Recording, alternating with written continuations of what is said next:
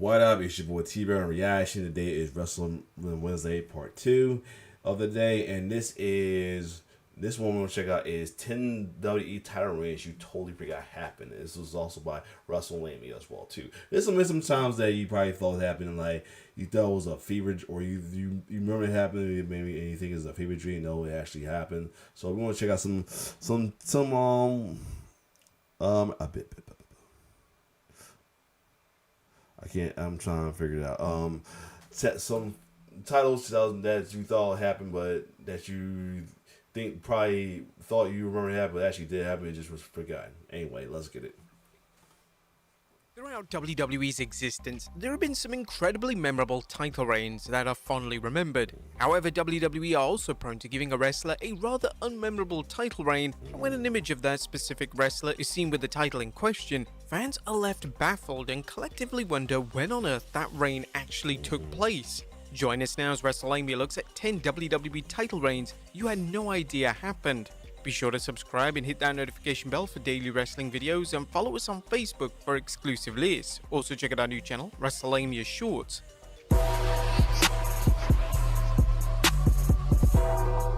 Number 10, Chris Jericho, the Hardcore Championship.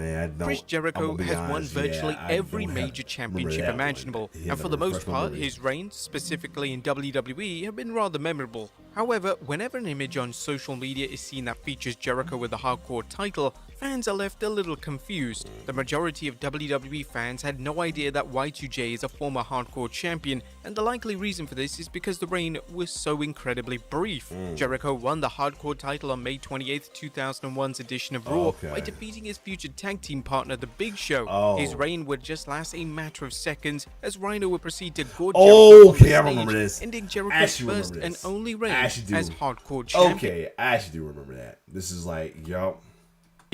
Number 9, Albert. That's because of that damn 24/7 rule. Title. Matt Bloom delivered a number of gimmicks throughout his career, but he had his most successful run as Albert in 2001. WWE made the bold decision to have Albert dethrone Kane and for Albert to become Intercontinental Champion. This reign is rarely discussed, and it was crazy to think that with all the talent WWE had on their roster in 2001, they gave the win to Albert. Whilst Albert was decent in the ring, he wasn't getting the crowd response that warranted a title win of this magnitude. Albert's reign would last just a few weeks before WWE booked him to drop the title to Lance Storm. Albert winning a title could have worked, that's if he was built up to be a menacing, legitimate threat. But the issue was that Albert lacked any ounce of credibility and hadn't won any major matches before he defeated the Big Red Machine. Number 8, Kalisto, multiple-time US champion. While somewhat popular, Kalisto never broke out to the mid-card scene in WWE, but one shocking fact about Kalisto's WWE career is that he won the US title on 2 separate occasions. He won the title twice in 2016, and both times he defeated Alberto Del Rio. It's unclear why these 2 reigns are never discussed, but it's worth noting that the credibility of the US title was at a bit of a low point in 2016. John Cena's US title reign in 2015 made the US title a worthy title, but when Alberto Del Rio became champion, unfortunately, everything went downhill relatively quickly. Number 7, Mark Henry, European champion. When fans often discuss Mark Henry's accomplishments in WWE, they usually reference Henry's critically acclaimed world title reign from 2011. The one reign from Henry's career that is never discussed is when he became a European champion during the Attitude Era. This is a title that legends such as Triple H, Owen Hart, and Shawn Michaels have held, but it's almost as if Henry's reign was so incredibly I think he had a feud with D'Lo Brown for the title. Lifeless that fans have erased it from their memory. In a unique booking move, Henry didn't win the European title, instead he was simply awarded it by Jeff Jarrett for helping Jarrett defeat D'Lo Brown. This instantly sent Henry's reign off the rails, as simply giving a wrestler a title brings the credibility and legitimacy of the title into question. Henry's reign was a total dud, and by the next pay-per-view he would drop it to D'Lo Brown, bringing an end to one of the most uninspired title reigns of the entire Attitude Era. Number 6, R-Truth, the Hardcore Championship. R-Truth is still very much an active member of the WWE roster, and it's crazy to think that Truth was in WWE during the Attitude Era. Whilst Truth's reign as K-Quick during the Attitude Era wasn't anything too special, he did win a title during this era, and the title in question would be the Hardcore title. Truth won the infamous title on 2 separate occasions, and both times occurred. So he won a title that was due to the 24/7 rule, and then became one of the best 24/7 champions of all time. Coincident?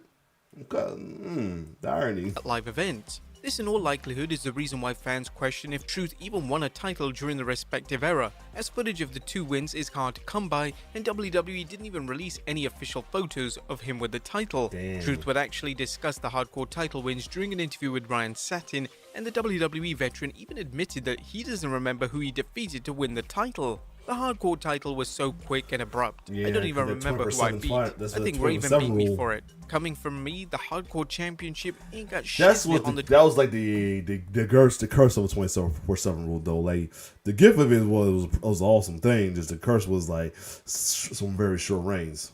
24/7 Championship. That title had an article by Forbes magazine. Google that. That championship was doing 20 million views per week. I don't remember the Hardcore Championship doing none of that. R-Truth is just amazing, even in just interviews.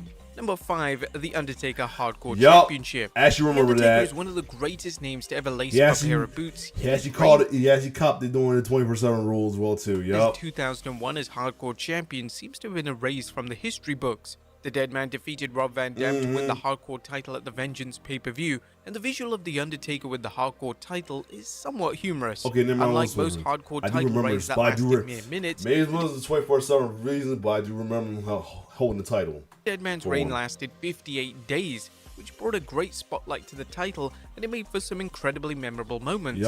Even though The Undertaker's reign was entertaining, there must be a logical reason why fans and WWE often alienate this part of The Undertaker's career. It's likely that due to the Dead Man having such an iconic career, the Hardcore title just had to be naturally forgotten about in favor of the Hall of Famer's other accomplishments.